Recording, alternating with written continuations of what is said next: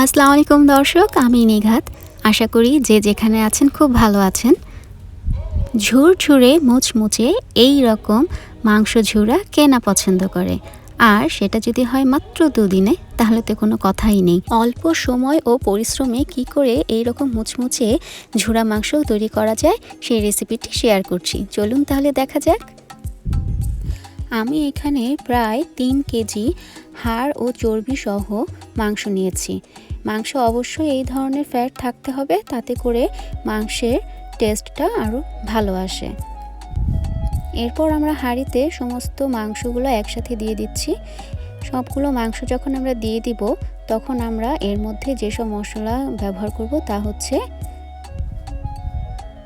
1 table spoon সমান long, একটা বড় এলাচ, 12 থেকে 15টি গ্রিন কার্ডামাম, 4-5টি তেজপাতা, 1 টিস্পুনের মতো গোলমরিচ ও 4-5টি দারচিনি, সাথে 1 কাপ কুকিং অয়েল, 2 টিস্পুন লাল মরিচের গুঁড়ো এবং সাথে দিচ্ছি 1 টিস্পুন হলুদের গুঁড়ো এবং স্বাদ অনুযায়ী লবণ।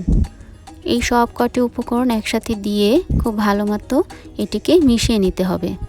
খুব ভালো মতো যখন এটা মেশানো হয়ে যাবে, তখন আমরা এতে অ্যাড করব 1 টিস্পুন রসুন বাটা, 1 টিস্পুন আদা বাটা।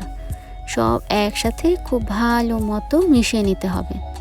এর চেয়ে বেশি কোনো কিছুই আমি দিচ্ছি না, খুবই সামান্য করে সব কিছু দিয়ে এটিকে ভালো মতো মাখাতে হবে, যাতে প্রত্যেকটা মাংসের মধ্যে এই মশলাটি ঢুকতে পারে। এবং একটি ঢাকনা ঢেকে ঠিক 40 মিনিট এটিকে ফুল আঁচে রেখে দিতে হবে। এবং 40 মিনিট পর যখন দেখা যাবে এরকম পানি উঠে আসছে, তখন আবার এটিকে নাড়াচাড়া করে নিতে হবে, মিশিয়ে নিতে হবে। এই পর্যায়ে কিন্তু মাংসটা একটু কমে গেছে দেখা যাচ্ছে। এখন এই মাংসটিকে খুব ভালো মতো মিশিয়ে নিয়ে ঢাকনা ঢেকে রেখে দিতে হবে 1 ঘন্টার মতো। 1 ঘন্টার মতো যখন মাংসটি এরকম সেদ্ধ হয়ে আসবে, তখন এটিকে আবার নাড়াচাড়া করে নিতে হবে। এই মাংসে কোনো রকম অতিরিক্ত কোনো কিছুর প্রয়োজন নেই, কিন্তু খুব বেশি নাড়াচাড়া করতে হয় সময় সময়। আর যখন নাড়াচাড়াটা করতে হবে, তখন এই রকম করে মাংসগুলোকে ভেঙে ভেঙে নিতে হবে, থেতলে নিতে হবে, যাতে মাংসগুলো ঝুরা ঝুরা হয়ে যেতে পারে। আবার সেটিকে ঢাকনা বন্ধ করে আমরা রেখে দিব 5 থেকে 6 ঘন্টার জন্য। এবং চুলার আঁচটি থাকবে মিডিয়াম টু লোয়ের মাঝামাঝি। এটি হচ্ছে পরদিনের সকালের অবস্থা। আমরা যখন 5-6 ঘন্টা জাল দিয়ে দিলাম, পরদিন সকালবেলা দেখুন এরকম একটা ঝরঝরে হয়ে গেছে মোটামুটি। এই পর্যায়ে আবার আমি এটিকে জাল দিয়ে নিচ্ছি এবং সেই সাথে আমি অ্যাড করেছি 1/2 কাপের মতো গরম পানি। সেই পানিটা দিয়ে এটিকে আবার ভালো মতো নেড়ে চেড়ে নিতে হবে। এটা আপনি যে কোনো কাজের পাশাপাশি করতে পারেন। চুলাতে এটা থাকবে আর আপনি চুলার আঁচটি ধরিয়ে দেবেন আর একটু নাড়াচাড়া করবেন।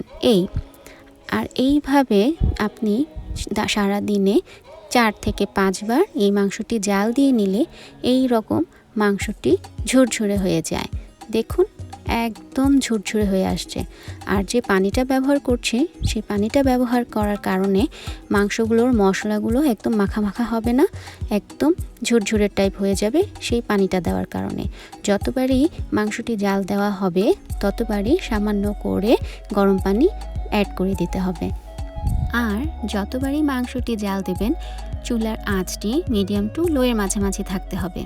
ব্যাস তৈরি হয়ে গেল আমাদের মুচমুচে ঝুরঝুরে ঝুরা মাংস। এখন পরিবেশনের পালা। এই দেখুন কী রকম ঝুরঝুরে ঝুরা মাংস তৈরি হয়ে গিয়েছে বিনা পরিশ্রমে। কাজের পাশাপাশি কিচেনে যখনই থাকবেন, তখনই জাস্ট 2 দিন আপনি চুলাতে হাঁড়ি চড়িয়ে রেখে জাস্ট ফ্লেমটা ধরিয়ে দিয়ে বারবার নেড়ে চেড়ে নিলেই 2 দিনে এরকম মুচমুচে ঝুরা মাংস তৈরি হয়ে যাবে। আর এটিকে আপনারা ফ্রিজে সংরক্ষণ করে রাখতে পারবেন। প্রয়োজন অনুযায়ী ফ্রিজ থেকে বের করে একটা ফ্রাই প্যান চড়িয়ে নিয়ে মাংসটি ঢেলে দিয়ে অল্প আঁচে রেখে দিবেন। আস্তে আস্তে মাংস থেকে তেলটি বের হয়ে আসতে থাকবে আর মাংসটি ভাজা ভাজা হতে থাকবে।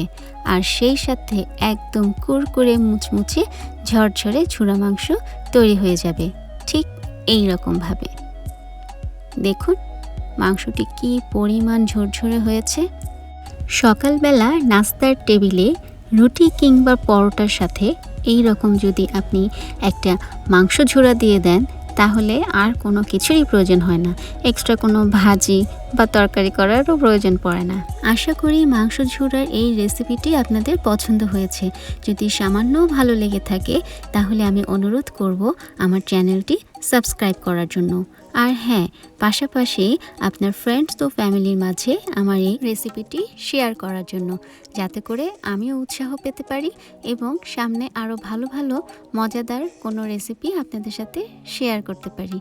সেই পর্যন্ত সবাই খুব ভালো থাকবেন, সুস্থ থাকবেন এবং আমার চ্যানেলের সাথেই থাকবেন। বাই।